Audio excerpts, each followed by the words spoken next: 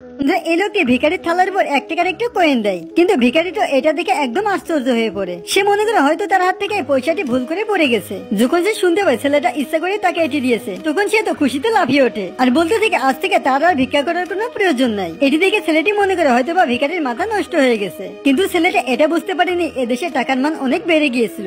এখন সামান্য 1 টাকা শহরের মধ্যে সব থেকে বিলাসবহুল বিল্ডিং পাওয়া যায়, আর মাত্র 5 টাকায় লাক্সারিয়াস রোলস রয়েস কিনতে পাওয়া যায়। কিন্তু ছেলেটির ব্যাংকে জমা থাকা 10,000 টাকার উপর এটার কোনো প্রভাব পড়ে না। সেই কারণে সে ওই দেশে বিলিয়নিয়ারদের মধ্যে সব থেকে প্রথমে চলে আসে। যখন পূর্ব বিলিয়নিয়াররা এই খবরটি শুনতে পায়, তখন তারা তাদের সমস্ত গার্ডদেরকে বলে দেয় এই নতুন ধনী লোকটিকে খুঁজে আনতে।